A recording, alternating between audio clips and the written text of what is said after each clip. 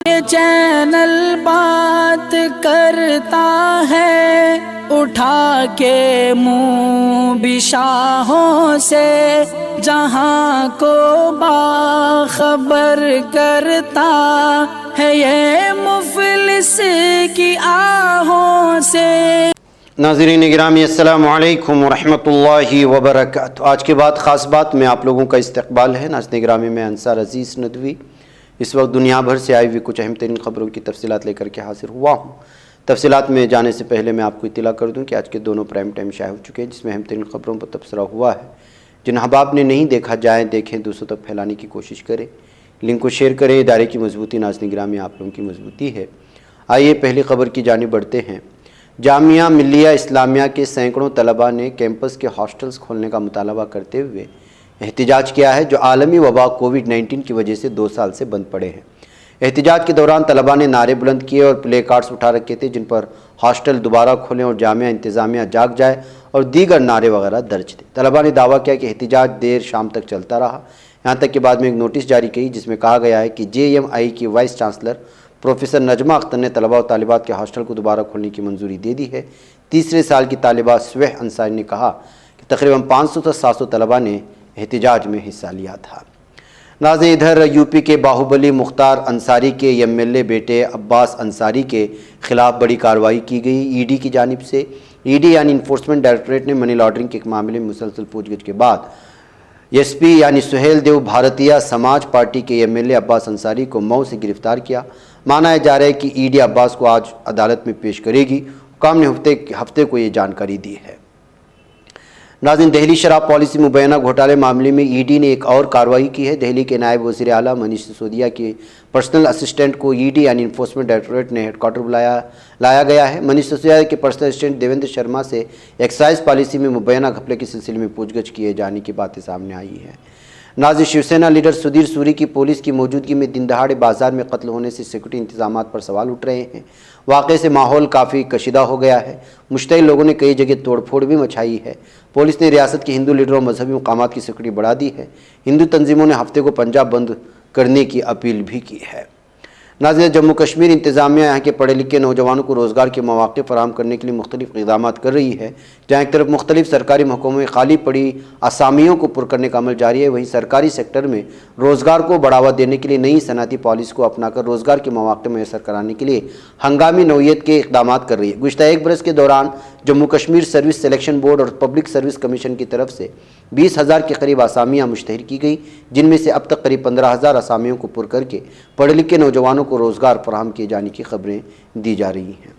ناظرین انتخابی کمیشن نے ہفتے کو اڑیسہ، راجستھان، بہار، اتر پردیش، چھتیس گڑھ میں 5 اسمبلی اور 1 لوک سبھا حلقے میں 5 دسمبر کو ضمنی انتخابات کرانے کا اعلان کر دیا ہے۔ انتخابی کمیشن کی جانب سے جاری ریلیز میں بتایا گیا ہے کہ اسمبلی ضمنی انتخابات پدمپور یعنی اڑیسہ، سردار شہر راجستھان، کرہانی بہار، بھانو پرتاپ پور چھتیس گڑھ، رامپور اتر پردیش میں ہوں گے، جبکہ اسی مدت میں مین پوری اتر پردیش میں بھی ایک پارلیمانی سیٹ پر الیکشن ہوں گے۔ ناظرین سال 2013 میں مظفر نگر میں برپا ہونے والے فسادات کے سلسلے میں قصور پائے گئے BJP لیڈر وکرم سنگھ سینی کی اسمبلی کی رکنیت منسوخ کر دی گئی ہے، اور خیال رہے کہ کوال کی رہائشی کھتولی سیٹ سے رکن اسمبلی وکرم سینی کو Muzaffar Nagar MP MLA court نے 11 اکتوبر کو 2 سال قید کی سزا سنائی تھی۔ ناظرین ادھر گجرات کے سابق وزیر جے نارائن ویس نے ہفتے کو اعلان کیا کہ انہوں نے تقریباً 30 سال تک پارٹی سے وابستہ رہنے کے بعد BJP سے استعفیٰ دے دیا۔ ویس نے کہا کہ وہ اگلے ماہ ریاست اسمبلی کے انتخابات میں حصہ لیں گے، لیکن وہ اپنے آپشن کھلے رکھے ہیں۔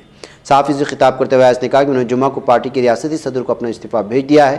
مزید یہ بھی کہا کہ وہ پٹن ضلع BJP کمیٹی اس کے کام کاج اور مسلسل تجویز سے ناخوش ہیں۔ ویس نے دعویٰ کیا کہ انہوں نے مسئلہ ریاست صدر کے ساتھ اٹھایا تھا۔ ناظرین ادھر اتراکھنڈ کے انکتا بھنڈاری قتل کے حوالے سے نینی تال ہائی کورٹ نے جائے اوقات سے متعلق تمام ثبوت طلب کر لیے ہیں۔ عدالت نے اسپیشل انویسٹیگیشن ٹیم کو 11 نومبر تک تمام ثبوت پیش کرنے کا حکم دیا۔ اس تعلق سے دائر کی گئی عرضی پر سینئر جج سنجے کمار مشرا کی سنگل بینچ نے سماعت کی۔ انکتا کی والدہ سونا دیوی، والد ویریندر سنگھ بھنڈاری کی جانب سے دائر کی گئی عرضی میں قتل کے معاملے کی تحقیقات مرکزی تفتیشی بیورو CBI سے کرانے کا مطالبہ کیا گیا ہے۔ ناظرین گرامی سابق امریکی صدر ڈونلڈ ٹرمپ نے دوران صدارت ملنے والے تحائف توشہ خانہ میں جمع کرائے تھے یا ساتھ لے گئے، اس سلسلے میں تحقیقات شروع ہو گئی ہے۔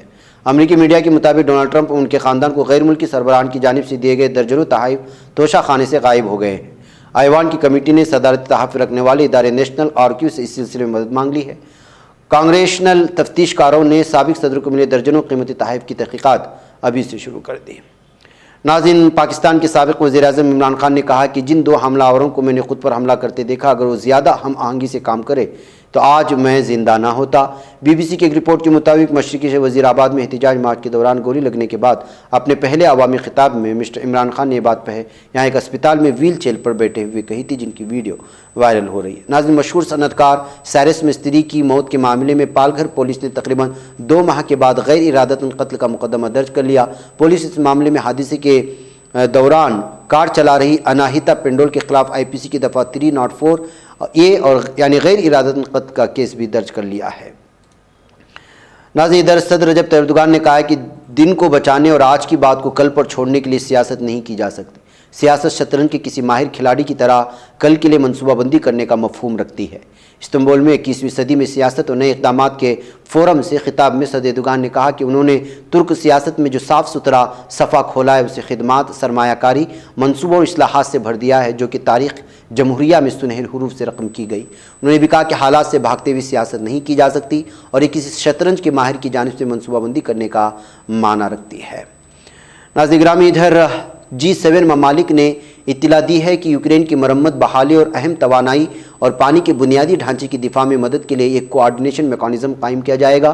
جرمنی، امریکہ، برطانیہ، کینیڈا، فرانس، اٹلی اور جاپان کے وزرائے خارجہ اور یورپی یونین کے اعلیٰ نمائندے نے جرمنی کے شہر مونشٹر میں 2 روزہ اجلاس کے بعد ایک مشترکہ بیان میں اس بات پر زور دیا ہے کہ یوکرین کی کلیدی اہمیت کے حامل انفراسٹرکچر کا تحفظ بھی کیا جائے گا۔ ناظرین، ادھر نیٹو کے سیکریٹری جنرل جینس اسٹولٹنبرگ نے کہا کہ وہ ترکیہ اور صدر رجب طیب ایردوغان کی جانب سے ادا کیے گئے ثالثی کے کردار اور بحر اسود میں اناج راہداری کے معاہدے کے حوالے سے کی گئی کوششوں کو سراہتے ہیں۔ اسٹولٹنبرگ نے ترکیہ میں اپنے رابطوں کے آخری دن TRT خبر چینل کو انٹرویو دیا تھا، یہ بتاتے ہوئے کہ ان کی صدر ایردوغان سے ملاقات کی وجہ یقیناً اہم امور پر تبادلہ خیال کرنا تھا۔ اسٹولٹنبرگ نے کہا کہ انہوں نے یوکرین میں جنگ کے بارے میں بھی بات کی ہے۔ ناظرین، صدارتی ترجمان ابراہیم قالن کا کہنا ہے کہ شمالی قبرصی ترک جمہوریہ ترک ریاستوں کی تنظیم میں بطور مبصر ملک شامل ہوگا۔ استنبول یونیورسٹی میں منعقدہ ایک بین الاقوامی سمپوزیم میں اپنی تقریر میں ابراہیم قالن نے کہا کہ ترک ریاستوں کی تنظیم کی بدولت ترک ریاستوں کے مابین کافی مضبوط تعلقات استوار کیے ہوئے ہیں۔ ناظرین، علیحدگی پسند دہشت گرد تنظیم PKK YPG کے 4 دہشت گرد جو شمالی شام میں فرات ڈھال آپریشن کے علاقے پر حملہ کرنے کی تیاری کر رہے تھے، ان کو بے بس کر دیے جانے کے دعوے ہیں۔ بیان میں کہا گیا کہ خطے میں امن و سکون کے تسلسل کے لیے ہر قسم کے اقدامات ترک حکومت جاری رکھے ہوئے ہیں۔ ناظرین، فلسطینی صدر محمود عباس نے امریکی وزیر خارجہ اینٹونی بلنکن سے کہا کہ اسرائیل کو فلسطینی عوام اور ان کی مقدس اقدار پر حملے کرنے بند کرنے پر مجبور کرے۔ فلسطین کی سرکاری خبر رساں ایجنسی وفا کی خبر کے مطابق امریکی وزیر خارجہ بلنکن نے عباس کو ٹیلی فون کیا تھا۔ اس دوران محمود عباس نے فلسطینیوں کے خلاف اسرائیل کی خلاف ورزیوں کے بارے میں معلومات فراہم کی اور امریکی وزیر خارجہ بلنکن سے اسرائیل کی طرف سے مسلمانوں اور عیسائیوں کے مقدس مقامات اور یروشلم کی خلاف ورزیوں اور شہروں اور دیہاتوں اور پناہ گزینوں کے کیمپوں میں فلسطینی عوام کو درپیش حملوں کے بارے میں بھی بات کی ہے۔ ناظرین، میں آج کی خاص بات میں اتنا، انشاءاللہ پھر آپ لوگوں سے ملاقات ہوگی۔ مجھے اجازت دیں۔ السلام علیکم ورحمۃ اللہ وبرکاتہ۔ یہ چینل حق نگر بن کر کچل دیتا ہے فتنوں کو، اگر گندی ہو پالیسی تو مرتے دیکھ کتنوں کو، اسی بازار میں بکتے ہوئے دیکھا ہے سپنوں کو، سبھی یکساں ہے یہ پیغام دو غیروں کو اپنوں کو، وطن اہل وطن کا ہے گلے بے خار سیدھی